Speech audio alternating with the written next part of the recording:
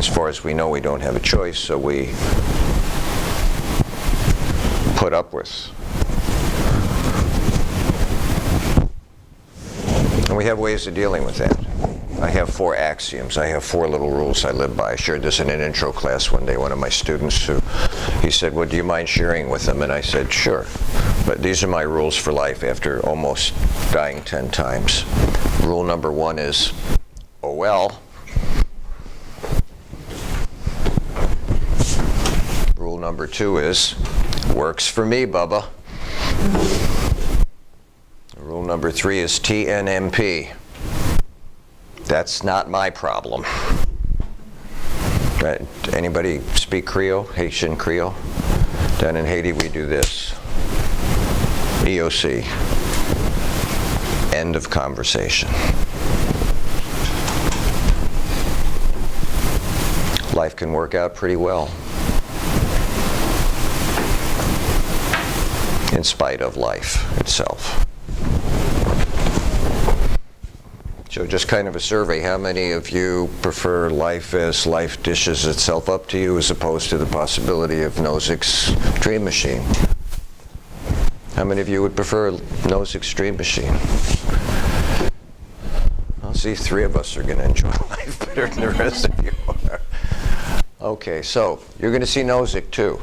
Nozick is offering us something. Life without pain, life without disappointment, life without struggles. But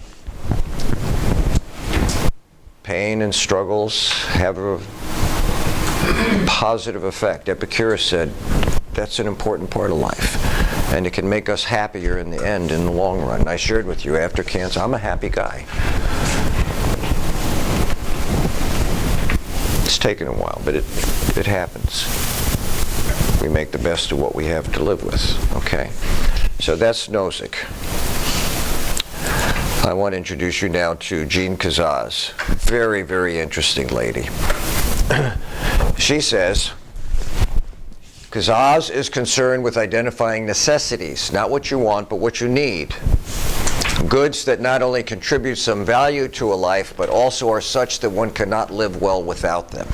In other words, are there any foundational necessities that people have that at least give life the opportunity of being a pleasant life, a good life, that we would evaluate life at the end of our life, that this was worth living. I'm glad I went through it, regardless of some of the negatives that we have to go through.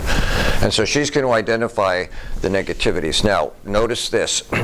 She argues that there are a number of such goods and seeks to formulate a list of them to support the contents of her list. She appeals to our intuitions. So there's no surefire way to go about making this list up. It's our intuitions. For some, it's this, for others, it's that. And offers reflections on the lives of individuals from both history and fiction. The goods she settles on as necessary to a good life include, and there's 5 of them, autonomy, self-expression, morality, progress over time, and happiness taken in valuable activities. When examining the good life, Jean determines to make a list of goods that are not only relevant to life, but also necessary. Now, she does say, however, that we can decide which goods are reasonable to include on such a list, but she says there's no surefire test for determining it. So in other words, you can't sit down and say, well, I don't agree that that's necessary, or that there's no surefire way. You have to be introspective, what's necessary in your life, the basic things that you think will make your life reasonable and enjoyable as you go through life. Everybody understand that? So there's no surefire test, but she's come up with 5 she thinks would be in all of our list. There may be additional things, so we may not agree with all of her necessities, but she thinks that there are 5 things that are necessary, and we'll go over them and see what we think. The first one is happiness, particularly taken in valuable activities. Happiness is always a good thing. We don't like to see bad people experience happiness precisely because we think it's something good and we want them to have no share of what's good. You do the crime, you ought to do the time. Happiness is also relevant to how well a life is going. Happiness, whether it comes about in mysterious ways or in good ways or even bad ways, like my battle with cancer, is a fundamental good that can directly affect how our lives are going. While happiness seems to be critical, it's not the only critical thing. So we started a discussion on Monday. I want to know how many of you think that happiness is a central part of life. And I asked you, what is happiness? And we were all over the place. But we all agreed happiness is a central part of making the life feel good to us, however we define the happiness. I think Gene is right on the mark. That's why, how many of you want more rather than less happiness? And no one raised their hand. We all want more. It's just a fundamental part of how we live. Number 2 is autonomy, defined by self-determination, the ability to control one's life. So autonomy means I get to make my own decisions. Do I want to get married or not? Do I want to go to school or not? Do I want to do this or not? Do I want to do that or not? I'm the one who's making those decisions. Nobody has perfect control, but there is a level of autonomy or control beneath which we do not want to fall. Having more control over our lives is one thing, it seems, that would make our lives better. So I go to, it's called Solaris. It's a place, it's an ALF, adult living facility, where people go, and frankly they go because there's no place else for them to go, and they're approaching the end of life. And many of them are in sickness, and some of them are just too old, there's no family. And if you ever go and visit a place like this, and you ought to do it, just to, and you will see they're very discontent for the most part. They're in pain, they're isolated, families don't show up. When my father was in the ALF, I had to put my father in the ALF, and I would go and take him out for meals. And one day we went, and there was a gentleman there who was in a wheelchair, and I never saw anybody with him, so I asked Marjorie, the head of the ALF, I said, does anyone ever come and see him? Says his son comes every Sunday, brings him a carton of cigarettes, and turns right around and leaves. Spends no time with him. Well, I wanted to take him out to dinner. I mean, at least get him out of there, but he was in a wheelchair, and I didn't have a vehicle to accommodate that.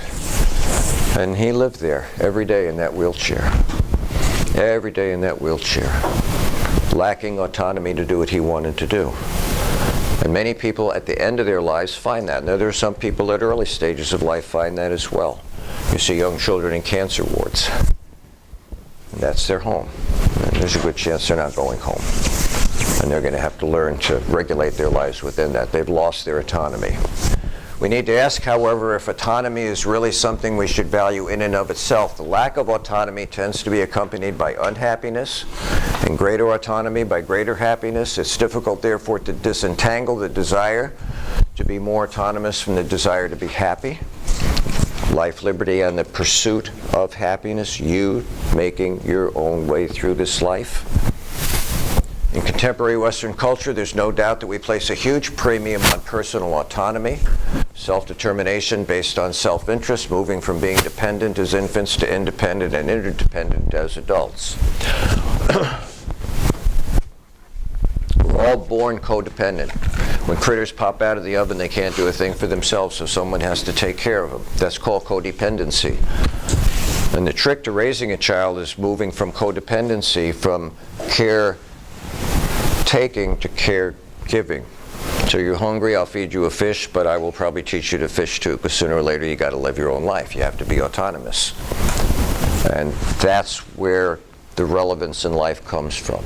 You bring new lives into the world, you eventually give them the tools so they can pursue their own happiness. They can exercise their own autonomy. There are adults that don't do that. They can't function without someone doing something for them. The trick to life, Kazaz says, is moving people from that codependency to a life of autonomy. Giving them the tools so they can manage their own dreams, their own hopes, their own aspirations. And we just call that autonomy. So that's the second, happiness and autonomy. The third, she says, is self-expression. Requires having a unity and continuity in our lives and in our preferences. We want to be amply endowed with the ingredients covered so far, but we want our way of pursuing them, and we want it to spring from ourselves. This is what I want to do.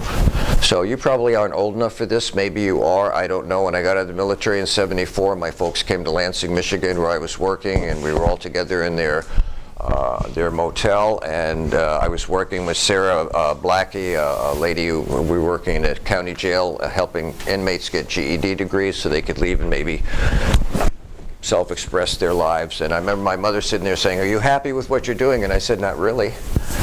And she said, what would you rather do? And I said, I'd rather be working on Porsches with my hands. I'm both left-brained and right-brained. I do the philosophy, and I had a computer business. I love working with my hands. And she said, well, why aren't you doing that? And I just, it was really weird. My father was sitting there. My father, he had said something to me when I was 16.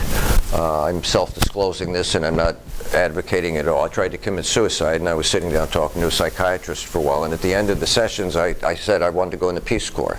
You know what the Peace Corps is? Peace Corps started by President John Kennedy to give young people your age a chance to go out into the world for 2 years, train the language, take your skills, and help people out in the world. And then when you came back, it was a very valuable experience. And so when I got out of the last session, my father said, well, what did you decide? And I said, well, you know, when I turn 18, I want to join the Peace Corps. And he said, what makes you think you'd start and finish that more than anything else you've ever started and ever finished in your life? Well, what he didn't understand is I'm an A-type, and A-types, they don't finish anything at that age. They just want to explore everything, and then you can put it back together for me. He didn't understand that.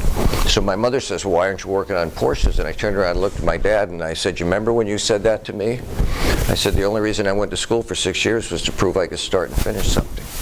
And that was the key that opened the door to my self-autonomy. At that point, I was able to do anything I wanted to do. I could leave the shackles of that molding, you know, the rules, the values, and then I could go on with my own life. She says it's important that we find a place within ourselves that we start expressing ourselves. Paul Simon, an ancient old writer during the 60s, said it's a parent's right to live out their life through their children. My granddaughter is now at Northwestern University. Last year she was third in the country in volleyball. Well, her mother always wanted to be a volleyball star, and I've often wondered if her mother, if my daughter, has pushed Aubriana into being a volleyball star. And Aubriana's now on her own, and Aubriana's beginning to feel like, wow, I have choices now. I can do what I want to do. And I think for now she still wants to play volleyball. It's a free education at an incredible university. Don't blow it. But she may decide to blow it. It'll be her choice. She's now on her own. So that's what Kazaz is talking about. And we all have to come to that place. When you're raised in a home, you're an expression of family values.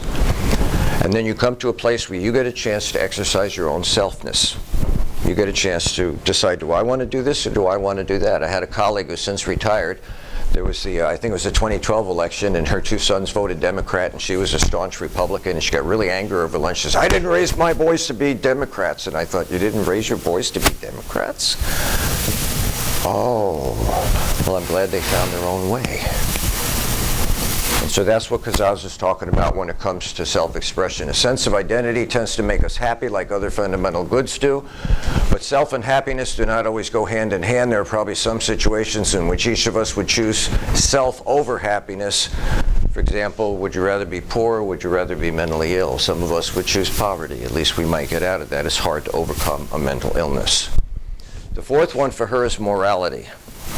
A cure for our sense of finitude. When she says finitude, she says everybody knows their life is limited. Sooner or later, you're going to run out of breath. And so she says morality then is important. Kazaz's intuitions about the critical role of morality agree with the ancients, who regard moral virtue as central to living our lives well. Morality seems to make a direct difference on how well our lives are going. Depending on how morality is understood, it can be easier or harder to see the connection between moral and living well. Perhaps this comes down to a connection between living well and living among others. If you concern yourself not at all with what you owe to others or with what they need from you, you end up living your life in profound isolation. So morality for her has to do with the social contract that we abide by with each other. We all live in relationship with one another, whether that's self-serving or whether we get out of ourselves strictly and we work with other people so that in general we feel like we've achieved goals. She says it's part of the central concept of morality. So